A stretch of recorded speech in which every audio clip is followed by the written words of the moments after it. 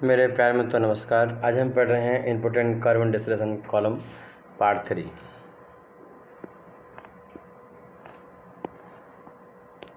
तो हम यहाँ पर बात कर रहे हैं एक दूसरे कर्व की, और इसको हम कहते हैं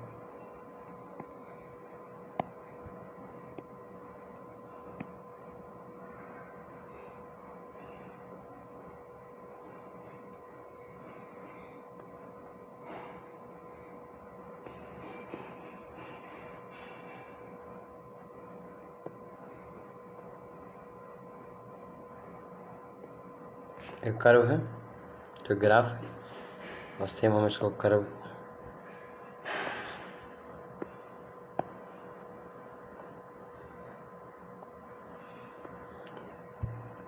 जिस तरीके से हमने pxy कर्व txy कर्व बनाए थे, वैसे ही हम pxy कर्व भी बनाएंगे। pxy कर्व में जैसे हम लोगों ने जो बात की थी टेम्परेचर xy कर्व की, तब वहाँ पर हमने y एक्सिस पर टेम्परेचर लिया था। तो अब हम यहाँ पर y एक्सिस पे टोटल प्रेशर लेंगे, ठीक।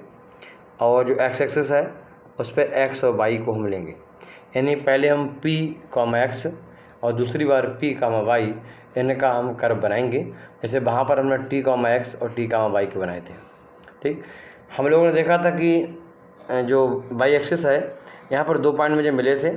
ऊपर वाला पॉइंट मुझे मिला था जो tb का था, और नीचे वाला पॉइंट था वो मिला था ta का, क्योंकि जो a है वो मोर वोलेटाइल है, उसका बॉइलिंग पॉइंट कम होगा। तो इसी आधार पे हम देखेंगे कि यहाँ भी जो इंडिविजुअल कंपोनेंट है उनके वेपर प्रेशर को हम यहाँ पर इंडिकेट करेंगे, ठीक।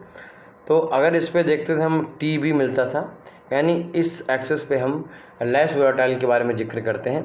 तो लेस वोलेटाइल कंपोनेंट का जो वेपर प्रेशर होता है वो कम होता है। तो यहाँ पर हम मान लेते हैं जो पॉइंट है, और ए पॉइंट में वेपर प्रेशर को हम PB0 से रिप्रेजेंट कर सकते हैं। PB0 मतलब vapour pressure of pure component V, ठीक, एट ए स्पेसिफिक टेम्परेचर, मतलब at a temperature of that's boiling point. Okay,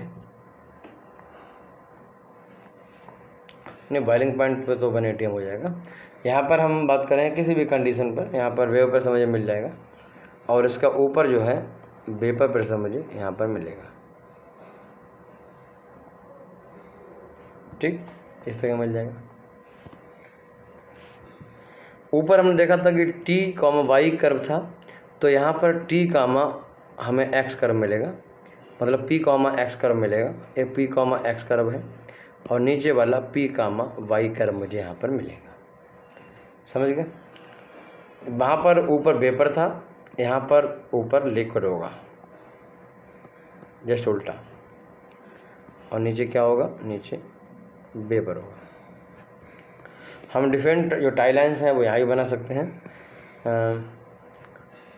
tie line जो है वो हम यहाँ भी बना सकते हैं।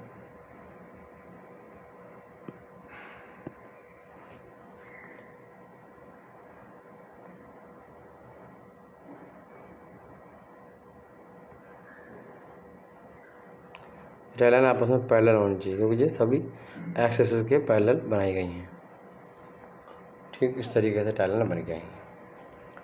यही था PXY डायग्राम।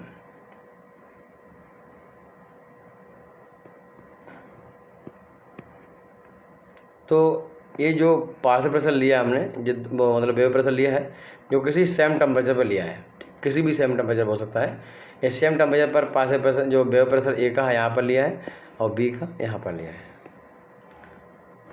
चलिए, जो हो गया PXY। अगर PXY से मुझे बनाना हो क्या बोलते हैं इसको, XY डायग्राम बनाना हो, तो वही तरीका है कि हम जो यहाँ पर पॉइंट हैं ऊपर वाले कर्व के, उनको सीधे हम वर्टिकल ड्रॉ करेंगे। देखिए, जैसे कि इसको हमने क्या किया, वर्टिकल ड्रॉ किया, ठीक, और इसको हमने इसको यहाँ से ले लिया, और इस पॉइंट से हमने इसको ड्रॉ किया, तो यहाँ पर काट रहा है, तो मुझे एक पॉइंट यहाँ पर मिल जाएगा, ठीक। लास्ट वाला पॉइंट यहाँ पर रहेगा और एक पॉइंट यहाँ पर रहेगा। तो एक पॉइंट मुझे मिल गया। अब मैं दूसरे वाले जो कर्व है इसके लिए ले लेता हूँ।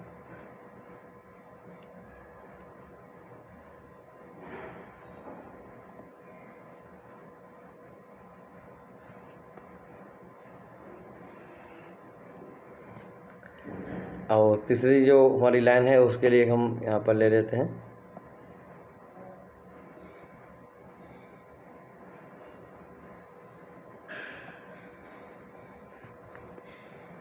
पॉइंट यहाँ पर मिल गया। और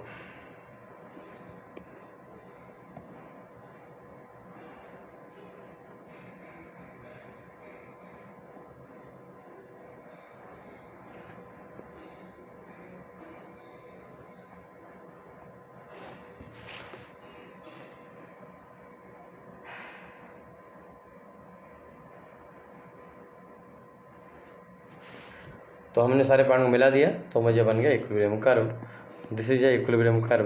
ये सभी लाइनें हमने ऐसे ही मान लिया है, इसलिए कर्व बहुत अच्छा नहीं बन गया है। अगर एक्चुअल हम कंडीशन लेंगे तो कर्व बहुत ही प्यारा और बेहतरीन इस तरीके से कर्व कुछ ऐसा बन के आएगा। ठीक, this is the X Y diagram यानी इक्विलिब्रियम कर्व। ठीक, this is the X Y diagram यानी इक्विलिब्रियम कर्व। तो आपने देखा इक्विलिब्रियम कर्व में यहाँ पर तो एक्स रहता है और वाई एक्सिस पे वाई रहता है।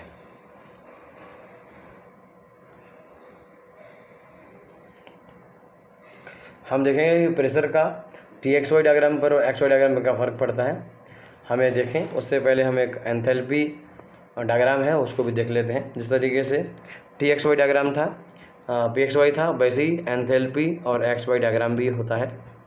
ठीक, इसको हम ऐसे समझ लेते हैं।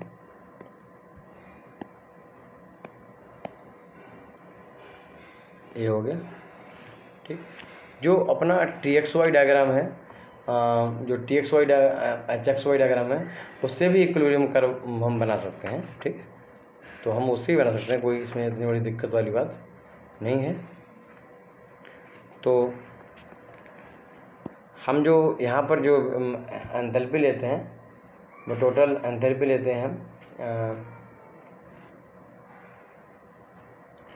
एंथैल्पी को यहाँ दिखाते हैं और एक्स वाई को हम यहाँ पर दिखाते हैं। ठीक, जो बाद वाला कर्व है, यहाँ पर दो कर्व मुझे मिलते हैं। इस तरीके से समझिए, एक कर्व तो मुझे ऐसा मिलता है और दूसरा कर्व मुझे इस तरीके से मिलता है। समझ गए? जो ऊपर का जो कर्व है वो वेपर का है और नीचे का कर्व है लिक्विड का है, क्योंकि एंथैल्पी ज़्यादा किसके पास होगी? वेपर के पास होगी। तो वेपर मतलब कंपोजिशन लेंगे वाई और एंथैल्पी वेपर की हम एच भी बोल रहे हैं। इक्विलिब्रियम कंडीशन में जो मोल फ्रैक्शन है वो कंपोजिशन हमारी वाई स्टार होगी। ठीक, इक्विलिब्रियम कंडीशन में। और ये पूरा वेपर कर्व है, इसको बोलते हैं H comma H V curve, Y star comma H V curve. नीचे वाला जो कर्व है वो है एक्स और एच एल। एच मतलब लिक्विड की एंथैल्पी, ये कर्व है। नीचे वाला कर्व लिक्विड कर्व है। ठीक, इस तरीके से है। और जो कर्व हो गया यहाँ पर हम देख पा रहे हैं आसानी से। अच्छा, अगर किसी लिक्विड वेपर में कन्वर्ट करना हो तो कितनी एंथैल्पी नीडेड है? तो आप बोलोगे सर वेपर की एंथैल्पी लिक्विड की एंथैल्पी में इतना अंतर है, तो यही इनके बीच में डेल्टा एच है। हम इसको डेल्टा एच वन कह सकते हैं। ठीक, जब कंपोजिशन स्टार्टिंग में है, कंपोजिशन बाद में है, तो यहाँ पर डेल्टा एच टू कह सकते हैं। ठीक, ये सब हो गया। स्टूडेंट कह रहा है सर कि अगर इक्विलिब्रियम कर्व बनाए तो कैसे बनाएंगे? तो इक्विलिब्रियम कर्व बनाने के लिए हम क्या करते हैं, हम एक यहाँ पर ग्राफ बना लेंगे।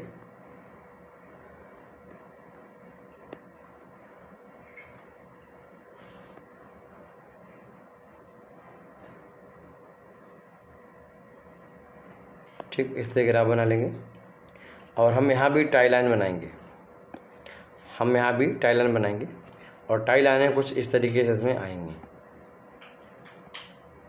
ये टाई लाइन पैरेलली होंगी इस तरीके से, इनके बीच में ये टाई लाइन यहाँ पर बन के आएंगे। समझ गए? हमें बनाना है इक्विलिब्रियम कर्व। तो हम इक्विलिब्रियम कर्व बनाने के लिए पहले एक डायगोनल लाइन बनाएंगे। ठीक, तो यहाँ पर हम बात कर रहे हैं कि भैया अब टाई लाइन्स हमारे पास हैं, कर्व मुझे बनाना है। तो वही तरीका जो पहले था कि यहाँ से हमें गिराना है, हॉरिजॉन्टल ले जाना है, दूसरे पॉइंट से मिलाना है। देखो पॉइंट मिल गया, फिर दूसरी टाई लाइन लेनी है, उसको यहाँ पर गिराना है, हॉरिजॉन्टल ले जाना है, दूसरे पॉइंट से गिराना है, मिलेगा दूसरा पॉइंट। तो इसी तरीके से आपको सारे पॉइंट मिल जाएंगे और आप क्या करोगे, इन सबको यहाँ पर मिला दोगे। Simply this is the X Y curve यानी इक्विलिब्रियम कर्व। तो आसानी से आप निकाल सकते हो इससे। हम इन सब डायग्राम का यूज पंचन सेवरथ मेथड से नंबर ऑफ पेड़ निकालने के लिए करते हैं। अगर हमारे पास कोई हमारे कंपोनेंट का दो कंपोनेंट है, बेसिकली ये हमारे पास बाइनरी मिक्सचर है ए और बी का, तब हम इसका यूज करते हैं।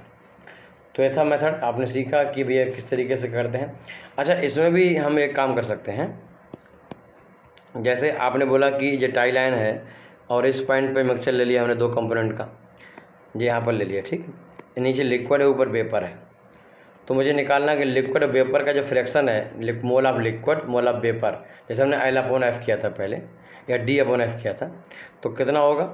तो अब देखिए हमने M पॉइंट ले लिया और इसको मैंने L बोल दिया, इसको मैंने B बोल दिया। ठीक, तो अगर आपको निकालना है कि L/B का रेशियो कितना होगा, तो L का इधर ले जाओ M/B और B निकालना है तो ML या फिर LM।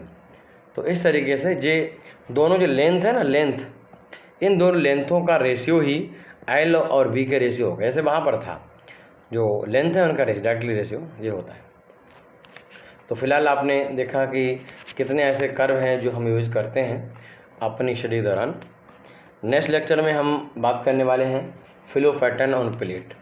प्लेट पे कितने प्रकार के फ्लो पैटर्न मिलते हैं, और इनके साथ साथ सबसे महत्वपूर्ण लेक्चर जो कि कभी बार बड़े इंटरव्यू में पूछ लेते हैं कि वो कितने मेथड हैं जिनसे हम number of plate find out करते हैं। हम आपको 10 से ज़्यादा मेथड बताएंगे इन number of plate find out करते हैं। हालांकि मैक्सिमम लोगों ने 10 में से 2 ही सुने होंगे या फिर 3 सुने होंगे, ये मेरी गारंटी, इससे ऊपर नहीं सुने होंगे, मगर मैं कोशिश करूँगा आपको 10 से ज़्यादा मेथड बताने के। तो फिलहाल अभी हम क्लास को यहीं पर रोकते हैं और नेक्स्ट लेक्चर में फिर अवेलेबल होंगे। हम कल एक लेक्चर लेंगे, इसके बाद फिर हम क्या करेंगे, आपको पढ़ाएंगे डिफरेंट टाइप के डिस्टिलेशन का मेथड। हालांकि लास्ट में एक मेथड ईजाद हुआ है, इसका नाम है रिएक्टिव डिस्टिलेशन, जो कि इंडस्ट्री लेवल बहुत ज़्यादा फैशन में नहीं है, बट हम उसके बारे में भी बात करेंगे। तो वो हम सारी चीज़ें डिस्कस करेंगे। जी हमारी लास्ट पड़ाव है डिस्टिलेशन कॉलम, डिस्टिलेशन चैप्टर का। डिस्टिलेशन चैप्टर में 60 लेक्चर अप्रॉक्स पहुँचे। आपने देखा हमने कंटेंट से कोई कंप्रोमाइज़ नहीं किया, चाहे कितना भी कंटेंट क्रिएट करना पड़े, मगर हम कभी भी कंटेंट से कंप्रोमाइज़ नहीं करेंगे। पर एक बार आप हमारा कंटेंट पढ़ लोगे तो डेफिनेट है कि किसी भी एग्जाम का, किसी भी इंटरव्यू, कोई भी क्वेश्चन ऐसा नहीं हो सकता जो हमारे पढ़ाई से बाहर आ जाए। तो कहीं ना कहीं ये कंटेंट बहुत ही सुपर है और इंडिया में धन्यवाद देता हूँ उन सब स्टूडेंट का जो कि हमारे कंटेंट पे इंडिया की टॉप कोचिंग, जो कि आज नामचीन कोचिंग है, करोड़ों रुपये इनका टर्नओवर है, उनसे ज़्यादा बिलीव सिस्टम मेंटेन हुआ है स्टूडेंट के बीच में हमारे कोचिंग का। तो कहीं ना कहीं मैं धन्यवाद देता हूँ सब लोगों का। ये वजह सिर्फ इतनी है कि देखो आजकल इंडिया में जो कोचिंग बड़ी बड़ी हैं, जो लोग अपनी coaching X academy, Y academy नाम से खुली हुई हैं, तो वो सारी कोचिंग क्या कर रहे हैं, उनके मालिक बड़े बिजनेसमैन हैं और वहाँ पर टीचर वो फर्जी टाइप टीचर रख लेते हैं। और वो टीचर क्या करते हैं कि 60,000 70,000 बच्चों से फीस लेते हैं और उनको भ्रमित करते हैं और कंटेंट भी ना का पढ़ाते हैं। हमारा डिस्टिलेशन जो कंटेंट है, डिस्टिलेशन का कंटेंट अगर कोई भी टीचर पढ़ाएगा, इंडिया का टॉप टीचर भी पढ़ाएगा, तो मैक्सिमम 50% ही कंटेंट पूरा करेगा। और नॉर्मल जो कोचिंग है एक्स एकेडमी, वाई एकेडमी वाली, वो 10 से 15 लाख से ऊपर कर ही नहीं सकती, जो मेरी गारंटी है और चैलेंज है उनके लिए। तो कहीं ना कहीं मैं आपसे कहूँगा कि आप लोग बिलीव करिए सिस्टम पे, और बहुत ही कम फीस में।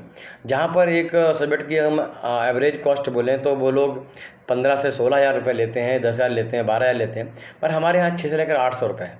तो हर कोई स्टूडेंट पढ़ सकता है। तो सबसे मैं बोलूँगा उसको इंस्टॉलमेंट में आप ले सकते हो। जैसे मान लो कोई सब्जेक्ट 800 रुपये का है तो 2 इंस्टॉलमेंट में ले सकते हो, 1200 में 2 इंस्टॉलमेंट ले सकते हो।